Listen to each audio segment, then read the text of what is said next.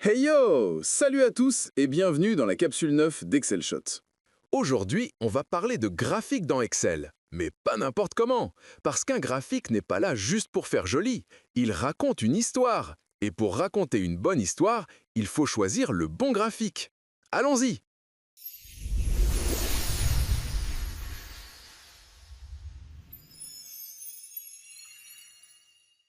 Alors, comment choisir le bon graphique pour présenter vos données?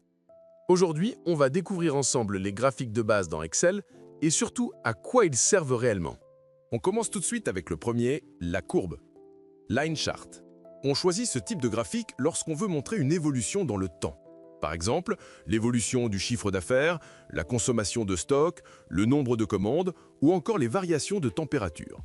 Suivi jour après jour, semaine après semaine, mois après mois ou même année après année. La courbe est idéale dès que vos données avancent dans le temps et que vous voulez visualiser clairement si ça monte, descend ou stagne. Le deuxième graphique, c'est l'histogramme, colonne verticale.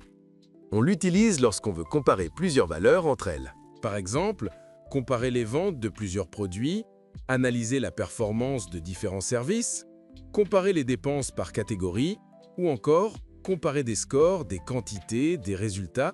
Dès que votre question commence par « qui est le plus ?», plus élevé, plus faible, plus performant, l'histogramme est généralement le meilleur choix.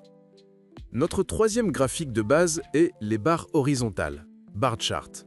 On l'utilise surtout quand on a beaucoup de catégories ou quand les noms sont trop longs pour tenir proprement sous un histogramme. Par exemple, une liste de fournisseurs ou clients avec des noms interminables.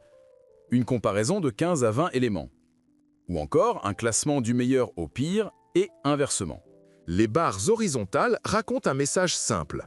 Voici un classement lisible sans torticolis. C'est comme un histogramme, mais plus pratique pour les longues listes. Quatrième graphique, le secteur pie chart, ou dit encore camembert. Le camembert, on l'utilise uniquement lorsqu'on veut montrer une répartition entre 4 ou 5 catégories maximum, pas plus. Et non, on ne parle pas de fromage. Par exemple, la répartition du chiffre d'affaires par zone, la part de marché entre concurrents ou la répartition des dépenses en quelques grands postes. Le message du camembert est très clair. Qui prend la plus grosse part? Mais attention, dès que vous dépassez 5 parts, ça devient peut-être illisible. Un camembert avec trop de morceaux, c'est juste une pizza ratée. Notre cinquième graphique est l'anneau, donut chart. Il sert à montrer une répartition comme un camembert, mais avec plus de flexibilité visuelle.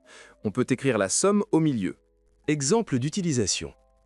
Répartition du budget par service. Part de marché de plusieurs concurrents. Répartition des dépenses par catégorie sur une année. Le sixième graphique est le compartimentage. On l'utilise pour visualiser rapidement la hiérarchie et l'importance relative de nombreuses catégories. Exemple d'utilisation. Répartition du chiffre d'affaires par produit et sous-produit. Analyse des ventes par région et sous-région. Visualisation des dépenses par département et sous-département. On passe au septième graphique, le nuage de points, scatterplot. On le choisit pour montrer la relation entre deux variables et repérer les corrélations. Exemple, relation entre le prix et la quantité vendue, analyse des performances, heures travaillées versus productivité, identification de points anormaux dans des mesures techniques. Huitième graphique, le radar. Il sert à comparer plusieurs profils ou performances sur plusieurs critères en un coup d'œil. Exemple d'utilisation, comparaison des compétences de candidats, profil de performance de fournisseurs, qualité, délai, coût, fiabilité, etc. Analyse de produits selon plusieurs caractéristiques, prix, autonomie, robustesse. Finalement, le graphique combiné. Quand vous devez raconter deux histoires différentes dans un même graphique. Par exemple, les ventes en colonne et les taux de croissance en courbe, ou le stock en colonne et le taux de rupture en courbe, ou bien les quantités achetées en colonne et les retards en courbe, ou encore le nombre d'employés en colonne et le taux d'absence en ligne, etc. Le graphique combiné, c'est le duo parfait. Chacun sa courbe, chacun son échelle. Pas de jaloux. Bien sûr, Excel propose une tonne d'autres modèles de graphiques. Mais aujourd'hui, on a vu l'essentiel, ceux qui vous permettent déjà de présenter vos données de manière claire, intelligente et percutante. L'objectif, c'est simple, raconter la bonne histoire avec le bon graphique. Maintenant que vous savez choisir le graphique adapté, la prochaine étape, c'est de passer à la pratique.